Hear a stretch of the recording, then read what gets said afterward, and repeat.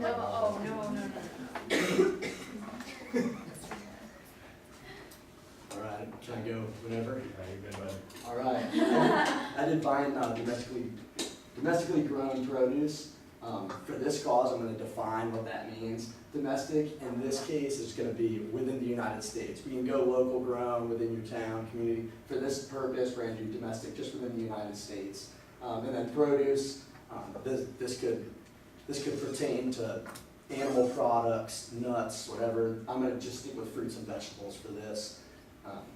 I've got 2 questions for the class. First off, who here does grocery shopping for their house, their apartment? All right, just about everybody. So out of you guys, do you take notice to the labels when you're in the produce aisle? You do a decent amount. Millennials, we're the highest group of people that actually pay attention to that, and it's still extremely low. So we're making progress slowly but surely. But so these country of origin labels, this is a policy instituted by the United States Department of Agriculture, where all supermarkets, big box stores, they have to put where the product comes from. You're not going to find these labels at a farmer's market, but chances are you're probably not going to find stuff from outside the country there anyhow. So you've probably seen the avocados from Mexico campaign going on. Kind of kills me because we have great avocados in Florida and California. So next time you go to the store, they actually have a resource here. The Produce for Better Health Foundation has an entire website here where you can go on, and based on the season, you can see exactly what is being produced within the United States at that time. So you can go to the store, and if a person that makes a list before you go to the store, you can actually base it off of this. Okay, this year we're going to use seasonal vegetables, and you'd be surprised what a difference it makes, as I'll show later on.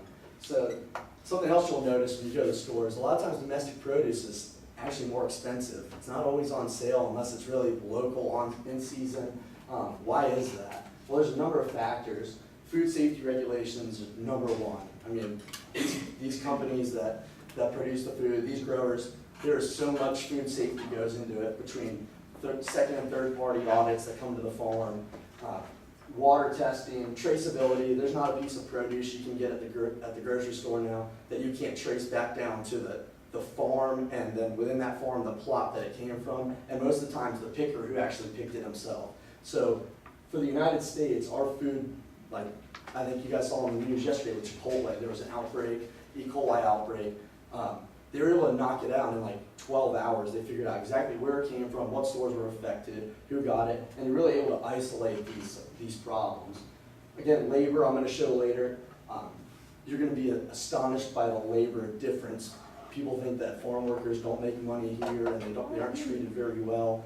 When you see what these other countries do, it's pretty amazing. And then packaging and processing, a lot of that cost of the beautiful label on your produce, you're paying for it.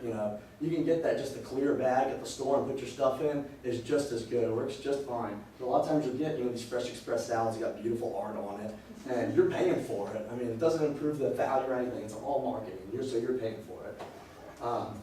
Continuing on this one that I bolded, but I thought was extremely important.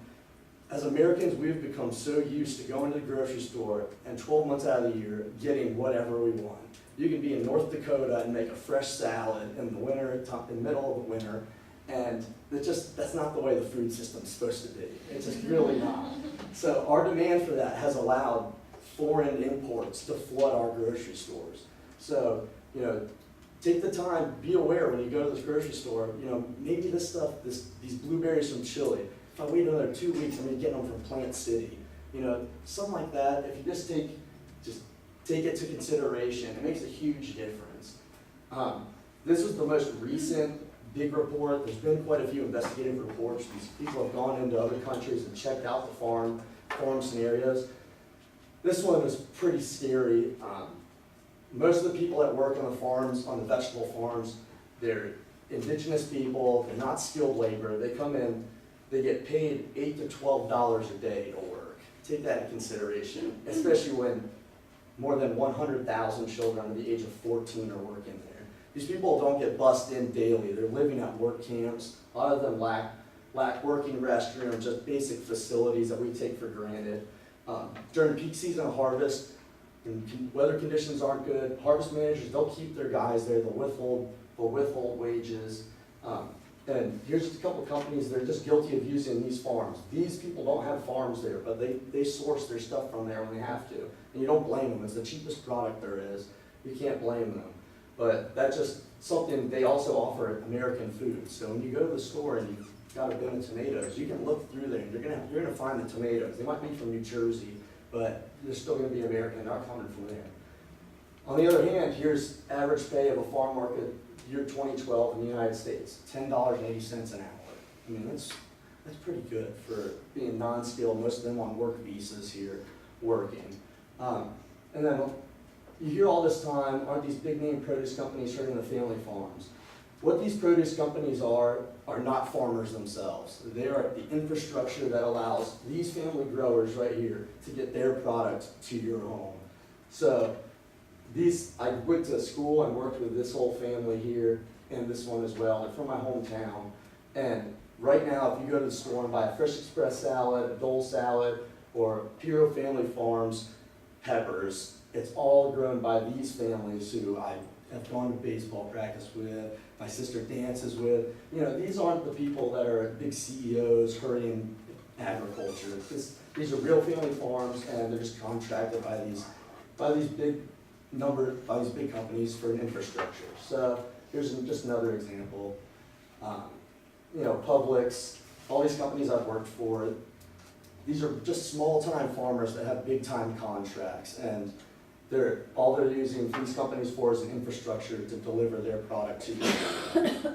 So my call to action is just takes the extra few minutes. For me, I'm like a produce department nerd. I walk around, I pick up everything, I put a face to just about everything in the produce department at a Publix here.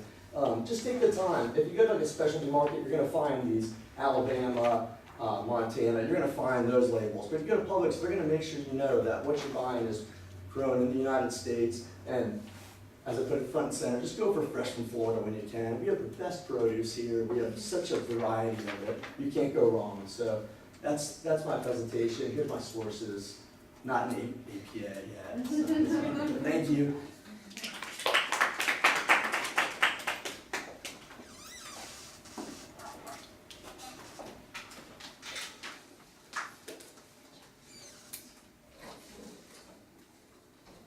How'd you feel about it, sir?